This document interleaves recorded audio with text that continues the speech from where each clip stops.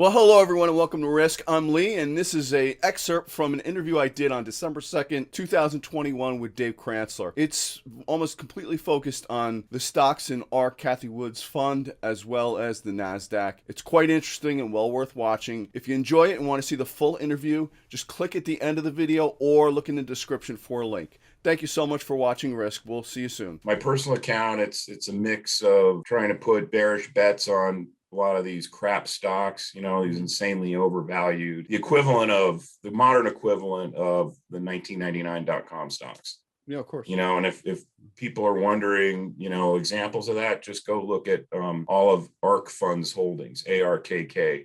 Just go look at their holdings, and almost all of those stocks in there are the equivalent of the overvaluation that was going on in the .com period. So it's funny you mentioned that fund, because I have a good friend and we've had many discussions about the markets, and I always relate her to Henry Blodgett. I'm like, she's the modern day Henry Blodgett. Oh, Blodgett was just a guy. He was just a cheerleader for Merrill Lynch. I mean, she's going to wipe out a lot of people, or at least inflict damage to their net worth when it's all said and done. I mean, I've been in my short sellers journal. I've been recommending shorting her ARK ETF since it was like around 130, and it closed yesterday. It closed at 98.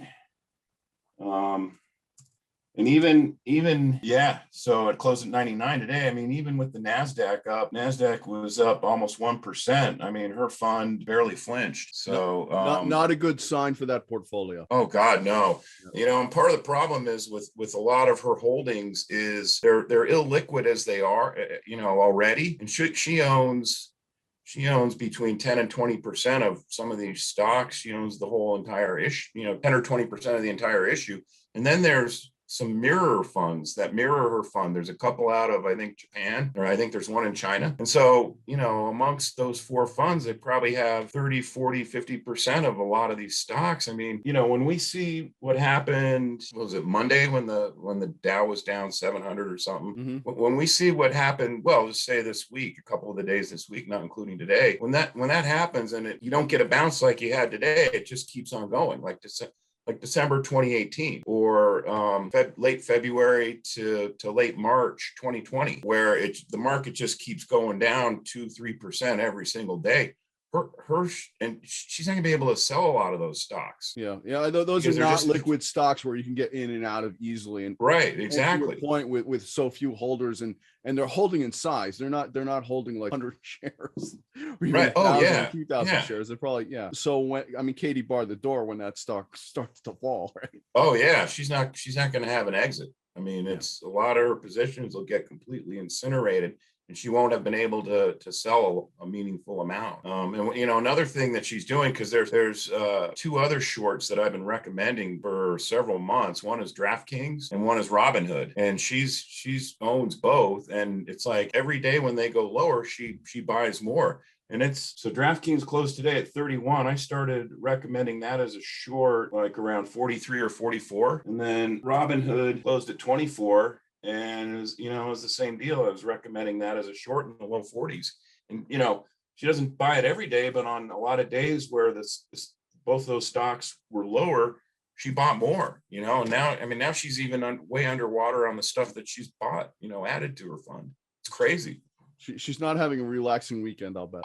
I think she's like, has faith in God, and so that probably gives her comfort. Probably thinks, if she prays hard enough, the stock market gods will bail her out. Are you a fan of Reminiscences of a Stock Market Operator? Oh yeah, God, I read that. I might have been in college when I read that. Part of the advice in that book was not to do exactly what she's doing, like doubling down on your losses. Right, exactly. And I think that's the problem, because people get trained in a bull market to keep buying the dips. And it always works out for them, and then one day it doesn't. Yep. It's I was just talking about this the other day with someone, and probably going to get sharp bounces like we saw today, up until the point where, and it's mostly retail, and then I think the hedge fund algos, because there's hedge funds that just trade the momentum, and I think when the market starts moving higher, it's not just retail piling into these names, they're buying call options. It's also the hedge funds that are chasing the momentum higher, not with all their capital, but they take some capital and trade, just trade the flow. Probably going to get sharp bounces until these retail guys they should be flush with cash after what's happened since March 2020 to the markets, till they burn all their cash and maximize their margin accounts. They're going to keep buying the dips. I mean, it's what happened in the late 90s, in 1999. Early 2000. And then, I mean, if you look at a chart that far back, you'll see that we had some sharp bounces starting in early 2000. And then I think it was April 10th, the market started going south and there were no bounces. And there wasn't like a direct explanation or attribution for why that happened. It just happened. It's just one of those things. It's like, you can't explain it. It just happens. Well, you can explain it. It's because the market's idiotically overvalued. I don't think I've spoken to anyone in the past 6-7 months who said that the market is not like crazy overvalued. Well, you're probably talking to people who have been around, they've seen several bull and bear cycles in the markets. They understand how to do analysis. But if you go onto Twitter and just randomly pick some of these guys cheerleading GameStop or AMC, you're going to hear a completely different narrative. Oh, no doubt about it. I mean, you go into Wall Street Bets and forget about it. So what's your take on where we are in terms of the bull bear cycle? I mean, I wish I could say for certain, because then I could. Of course, I know. What's your best guess? I mean, do you think we've turned the bull cycle off for now? Not that I'm going to hold you to it. No, I know. It's a good question. I'm actually debating whether to write about this for my next Short Sellers Journal newsletter. If you look at an analog chart, and I keep, I subscribe to the stock charts, it's good and it's not expensive. The data goes way back. So I've got a chart that's saved that goes from November 1998 to April 2000. And then I have a chart that's saved that goes from November 2020 to now. So it's essentially an equivalent monthly period of time. And it's incredible from November 1998 and November 2020 to now. It's incredible how highly correlated the chart of the NASDAQ. And it's incredible how highly correlated the two time periods are. And it's not exact, right? But it would be interesting to run a regression analysis on it if I could get the hard data. I probably could. It's just not worth my time. Yeah, of course.